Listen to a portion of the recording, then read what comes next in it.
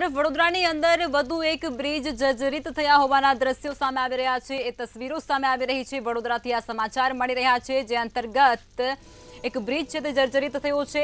GSFC પાસે છાણી bridge જર્જરિત હાલતમાં જોવા મળી રહ્યો છે, જેમાં બ્રિજના આરસીસી તૂટી જતાની સાથે જ સળિયા છે તે સ્પષ્ટપણે બ્રિજની ઉપર દેખાવા લાગ્યા છે।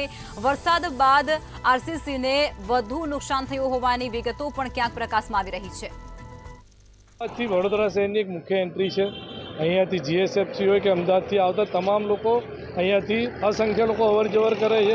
તમે પોતે જોઈ શકો છો, બ્રિજની ઉપર જે સળિયા છે, જે સ્લેબના સળિયા છે, નીકળી ગયા છે, કટાઈ ગયા છે, ખવાઈ ગયા છે। ગમે ત્યારે એને નુકસાન મોટું થાય એવું છે। ખરેખર કમિશનર સાહેબે આની સ્ટેબિલિટી છે, ફિટનેસ રિપોર્ટ તાત્કાલિક ધોરણે કરાવવો જોઈએ। આખા દેશની અંદર દરરોજ એક સમાચાર હોય છે, બ્રિજ તૂટી ગયા છે, બ્રિજ નમી ગયા છે। એનાથી અસંખ્ય લોકોના મોત પણ થાય છે, લોકોનું લાખોનું નુકસાન પણ થાય છે। તો ખરેખર આવી કોઈ જાનહાનિ થાય એની પહેલાં ફિટનેસ સર્ટી એનું ચેક કરીને, બ્રિજની ફિટનેસ ચેક કરીને, જરૂર પડે ફિટનેસની અંદર પ્રોબ્લેમ હોય તો તાત્કાલિક ધોરણે બ્રિજ બંધ કરીને એનું રિપેર કામ કરાવવું જોઈએ, અમારી માંગ।